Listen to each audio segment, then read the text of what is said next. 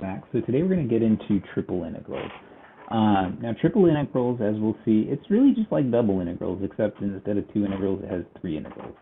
Now that's totally an oversimplification, but in any case, let's go ahead and get to it. Now one thing I want to talk about right out of the gate is that if you think about single variable integrals, so if we were integrating f of x, remember this represented area underneath the curve.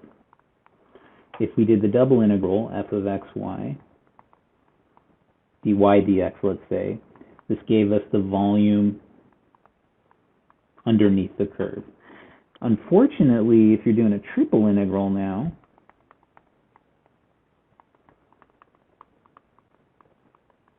I don't know, let's say, and that's the order we're doing this in,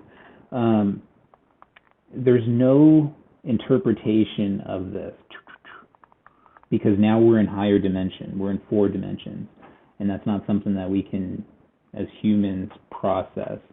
Although there are some ways with, if you sort of think about the 4th dimension as time, and there's some interesting things that you can do, but we're just going to call this hypervolume, for lack of a better word. So it's something that we're not going to be able to visualize.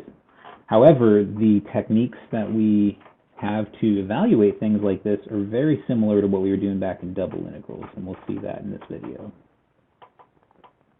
Okay, so like we started with double integrals, we have to talk about the Riemann sum, or in this case, the triple Riemann sum. So suppose we want to integrate a function f of x, y, z, okay, so a 3-variable function over a rectangular box a, b, c, d, r, s. So x is going from a to b, y is going from c to d, and z is going from r to s.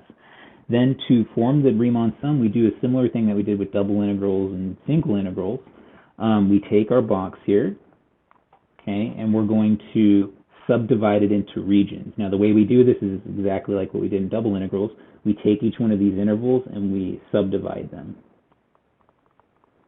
And when we subdivide these intervals into equal segments, then that's going to take our box and reduce it to a bunch of little boxes. Okay. So we calculate the volume of each one of these boxes. We'll call that dV. Whoops. Delta V. dV is when we actually integrate. Okay. So each one of these boxes has volume delta V. Okay. Then we pick a point in each box to plug into our function. All right. Whoops. Don't look. So we pick a point in each box. We plug it into our function. PowerPoint. Why do you do this? Don't look. All right. We plug the point into our function. Xi. Well, here I'm just going to put x star. I don't want the notation to get too funky. So we plug that point into our function, we multiply by the volume, and then we add that up for every single box that we have here. Okay, and that's what we call the triple Riemann sum.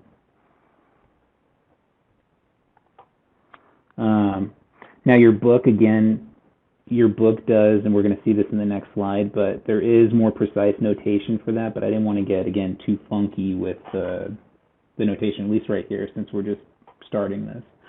So in any case, more precisely, let f of x be a continuous function over some box. Okay, the triple Riemann sum over B is created by partitioning each one of our intervals, A, B, C, D, R, S. Okay, then you calculate the volume of each one of your boxes. So again, doing this step, that's going to take our box and reduce it to sub-boxes. So you calculate the volume of each box. You pick a point in each box. See, there you go. That's that funky notation I was talking about. You pick a point in each box, plug that into the function. You multiply that value by whatever you got with your volume in the previous step, and then you add all of that together. Okay, and this is what we call the triple Riemann sum. Now, like we had with double integrals, this is only an approximation of the quote-unquote hypervolume underneath our function here. So if you actually want the full hypervolume, then you need to let the number of those rectangular boxes, sub-boxes, go to infinity. Okay, Okay, so the triple integral, and notice we have dv instead of dA because we're integrating over a solid now that has volume. So the triple integral of this function is the limit of the Riemann sum. Okay, and again, I know this limit looks a lot more complicated than what you're normally dealing with in Calc 1, but again, this limit is just making the number of boxes go to infinity. Okay, and that's what I want you to take away from that. Okay, so there are applications of triple integrals as well, and they're very, very similar. They mirror what double integrals had. So the triple integral, if you integrate the function 1, you actually just get the volume of the solid back, and that should mirror the area of the region is equal to the double integral of 1 dA over the region R. Okay, but so we get a similar thing, but again, we're increasing dimension now as volume instead of area. But the triple integral, if you integrate 1, represents volume. We haven't talked about this too much, but your book has mentioned it a lot. So the average value of a function can be calculated by taking the integral and multiplying by 1 over the volume. Okay. In double integrals, it was a similar thing, except you took 1 over the area of the region.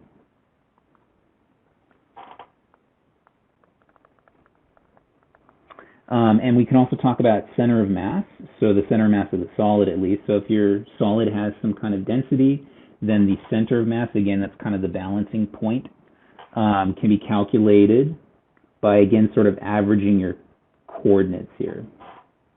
Okay. But again, we have very, very similar applications that we did with double integrals, just in a sort of a higher dimensional context.